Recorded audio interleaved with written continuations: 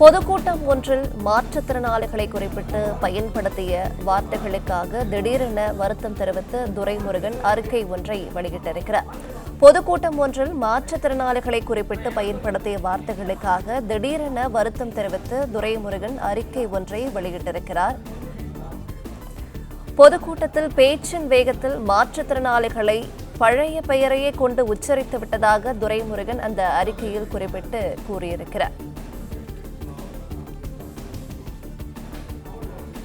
நான் பயன்படுத்திய வார்த்தைகளுக்காக முதலமைச்சர் எந்த அளவிற்கு வருந்த இருப்பார் என்பது எனக்கு தெரியும். அவருக்கும் வருத்தத்தை தெரிவிக்கிறேன் என்று துரைமுருகன் அறிக்கை ஒன்றை வெளியிட்டு கூறியிருக்கிறார். கூடுதல் விவரங்களை வழங்குகிறார் செய்தியாளர் மாணிக்கம்.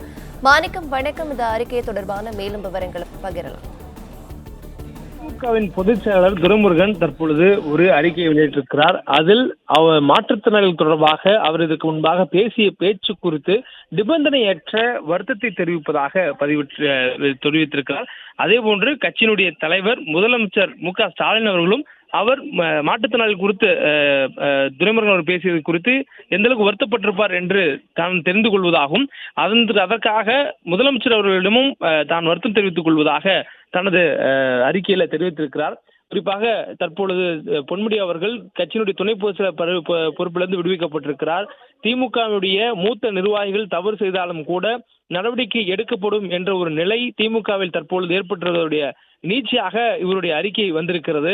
இதனால் துணை பொதுச் செயலாளர் பதவி போயிருக்கக்கூடிய இந்த சூழல்ல வருத்தத்தை தெரிவித்து கட்சியுடைய பொதுச் செயலாளரும் ஒரு அறிக்கையை வெளியிட்டிருக்கிறார்.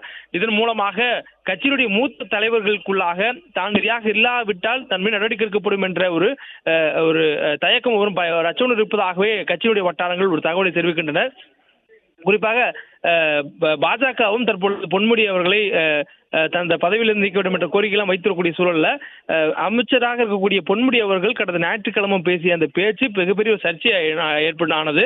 இந்த சூழல்ல அமைச்சர் துரைமுருகன் கட்சியினுடைய மூத்த நிர்வாகி, கட்சியுடைய பொதுச் செயலராக இருக்கிறார். அவர் சமீபத்தில் மாற்றுத்திறனாளிகள் குறிப்பிடும் பொழுது மாற்றுத்திறனாளிகள் என்ற சொல்லுக்கு பதிலாக அவர் இதற்கு முன்பாக மாற்றுத்திறனாளிகளை இழிவாக அழைத்து வந்த சொல்லாடல்கள் மூலமாகவே அவரும் அழைத்ததாகவும் இது மாற்றுத்திறனாளிகள் உள்ளம் புண்பட்டிருக்கும், அதற்காக நிபந்தனையற்ற வருத்தத்தை தெரிவித்துக் கொள்கிறேன் என்ற ஒரு தகவலை தனது அறிக்கையில கட்சியினுடைய பொதுச் செயலாளர் அமைச்சர் துரைமுருகன் தெரிவித்திருக்கிறார். அதாவது துரைமுருகனுடைய அறிக்கையில ஒரு பொதுக்கூட்டத்தினுடைய பேச்சின் வேகத்துல மாற்றுத்திறனாளிகளை தவறாக உச்சரித்து விட்டதாகவும் கட்சியினுடைய தலைவருடைய கவனத்திற்கு கொண்டு வந்த போது அதிர்ச்சியும் வருத்தமும் அடைந்ததாகவும் துரைமுருகன் தெரிவித்திருக்கிறார். மேலும் இதற்கு முன்பாக திமுக தலைவராக இருந்த கருணாநிதி அவர்களால் வழங்கப்பட்ட தானே இப்படிப்பட்ட தவறை செய்திருப்பதால் இது மிகப்பெரிய தவறு என்பதையும் பொன்முடி துரைமுருகன் அவர்கள் ஒப்புக்கொள்கிறார். அதே நேரத்தில் மாற்றுத்திறனாளிகள் உள்ளம் புண்பட்டிருக்கும், அதற்காக நிபந்தனையற்ற வருத்தத்தை தெரிவித்துக் கொள்வதாக தெரிவித்திருக்கிறார். மேலும் முதலமைச்சர் கட்சியினுடைய தலைவரும் இதற்காக வருந்திருக்கிறார்.